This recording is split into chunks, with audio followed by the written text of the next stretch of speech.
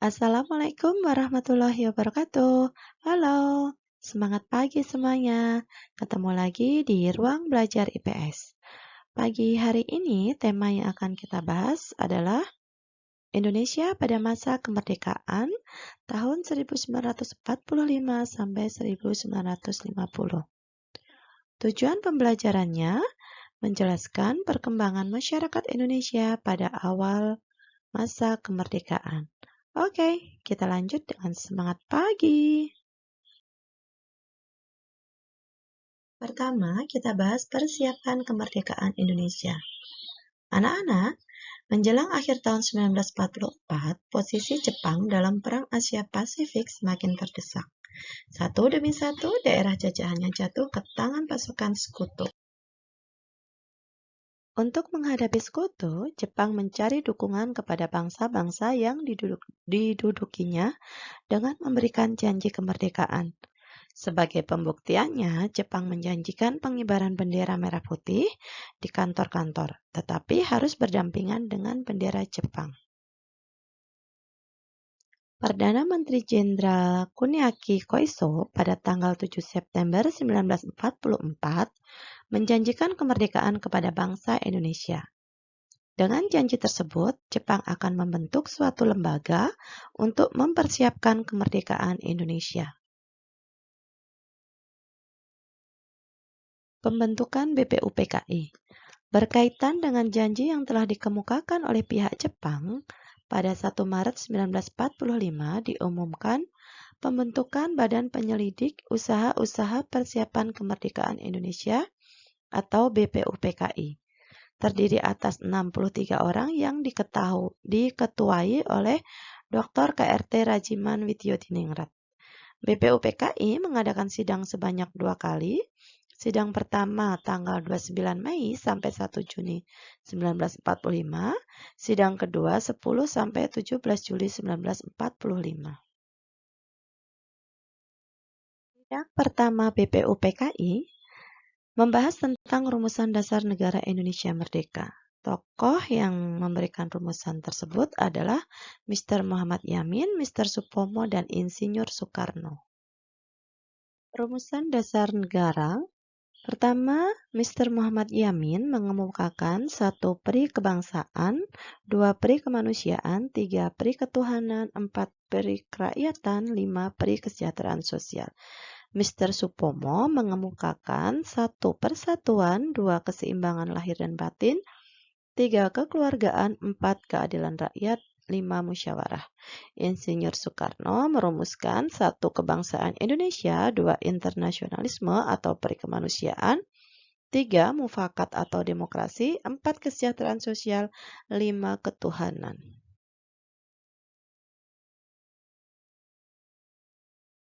Gagasan mengenai rumusan 5 sila dasar negara Republik Indonesia yang dikemukakan oleh Insinyur Soekarno pada tanggal 1 Juni 1945 dikenal dengan istilah Pancasila. Peristiwa ini dikenang dengan ditetapkannya tanggal 1 Juni sebagai hari lahirnya Pancasila. Sampai akhir masa sidang pertama ini belum ditemukan kesepakatan rumusan dasar negara Republik Indonesia yang benar-benar tepat. Oleh karena itu, dibentuklah Panitia 9 yang diketuai oleh Insinyur Soekarno dengan tugas untuk mengolah usulan dari anggota BPUPKI mengenai dasar negara Republik Indonesia. Terdiri dari Insinyur Soekarno, Muhammad Hatta, A.A. Maramis, Abikusno Cokrosuyoso, Abdul Kahar Muzakir, Haji Agub Salim, Kiai Haji Wahid Hasim, Ahmad Subarjo, dan Mr. Muhammad Yamin. Pertemuan Panitia 9 menghasilkan rumusan yang disebut dengan Jakarta Charter atau Piagam Jakarta yang ditandatangani pada tanggal 22 Juni 1945. Sidang kedua BPUPKI membahas tentang Undang-Undang Dasar dan membicarakan bentuk negara. BPUPKI membentuk panitia perancang Undang-Undang Dasar beranggotakan 19 orang dan diketuai oleh Insinyur Soekarno. Pada tanggal 14 Juli 1945, panitia perancang Undang-Undang Dasar melaporkan hasil kerjanya, yaitu 1. Pernyataan Indonesia Merdeka. 2. Pembukaan Undang-Undang Dasar. 3. Batang tubuh Undang-Undang Dasar. 2. Pembentukan PPKI. Pada tanggal 7 Agustus 1945, BPUPKI dibubarkan karena dianggap telah menyelesaikan tugasnya, yaitu menyusun rancangan Undang-Undang Dasar bagi negara Indonesia. Selanjutnya dibentuklah Panitia Persiapan Kemerdekaan Indonesia atau PPKI. Ketua Insinyur Soekarno, Wakil Dr. Andes Muhammad Hatta, dan Penasihat Mr. Ahmad Subarjo.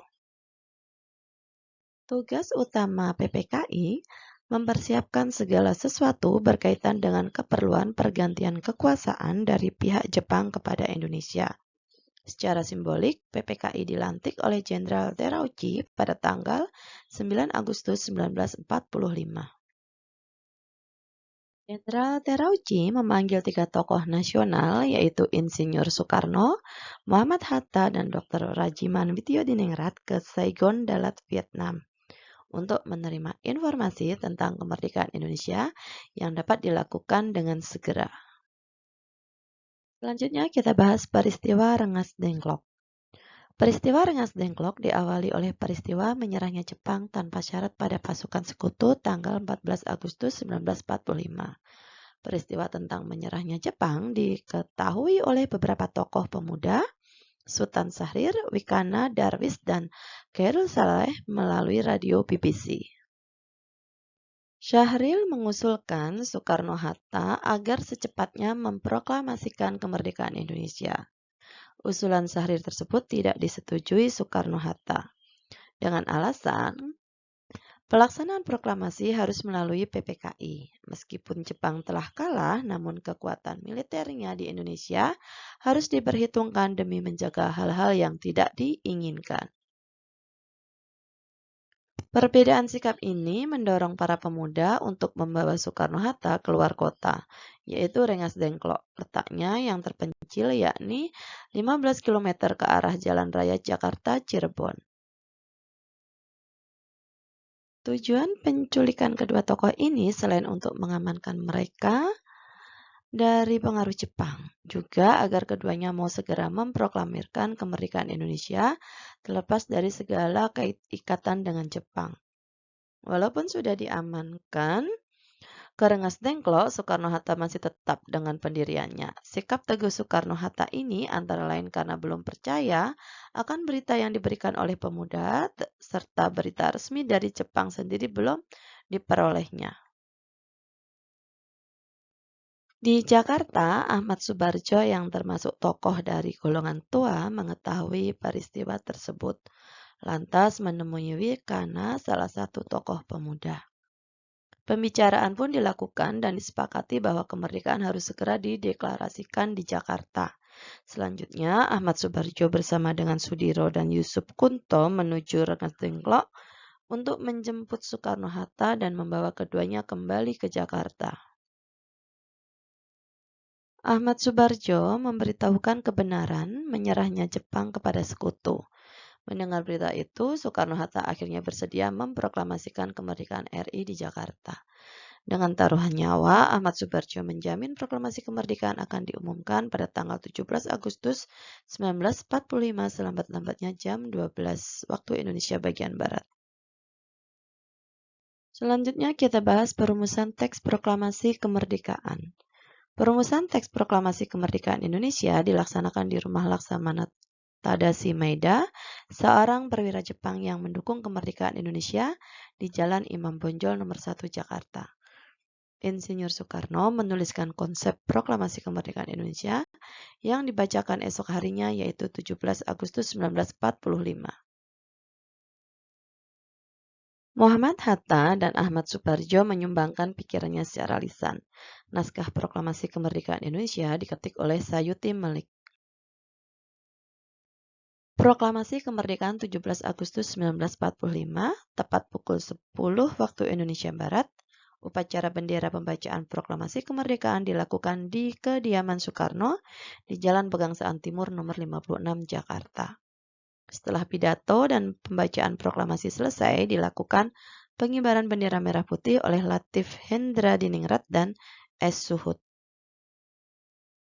Upacara proklamasi ditutup oleh sambutan Wali Kota Jakarta, Suwiryo dan Dr. Muwardi. Proklamasi kemerdekaan merupakan tonggak berdirinya negara Republik Indonesia yang berdaulat. Selanjutnya kita bahas terbentuknya NKRI. Setelah proklamasi kemerdekaan, para pemimpin segera membentuk lembaga pemerintahan dan kelengkapan negara dengan tujuan agar pembangunan dapat berlangsung dengan baik. PPKI segera menyelenggarakan rapat-rapat yang menghasilkan beberapa keputusan penting sebagai berikut. 1. Pengesahan Undang-Undang Dasar 1945. Piagam Jakarta yang dibuat BPUPKI dengan sedikit perubahan disahkan menjadi Undang-Undang Dasar. 2. Pemilihan Presiden dan Wakil Presiden. Soekarno-Hatta ditetapkan sebagai Presiden dan Wakil Presiden pertama Republik Indonesia. 3. Pembagian wilayah Indonesia. Wilayah Indonesia terdiri menjadi 8 provinsi yaitu Sumatera, Jawa Barat, Jawa Tengah, Jawa Timur, Sunda Kecil, Maluku, Sulawesi, dan Kalimantan. 4. Pembentukan Kementerian. 2 September 1945 dibentuk susunan Kabinet RI yang pertama. Tugasnya membantu Presiden dalam menjalankan roda pemerintahan sesuai amanat Undang-Undang Dasar 1945. 5. Pembentukan Komite Nasional Indonesia Pusat atau KNIP. 22 Agustus 1945 dibentuk KNIP untuk menggantikan PPKI.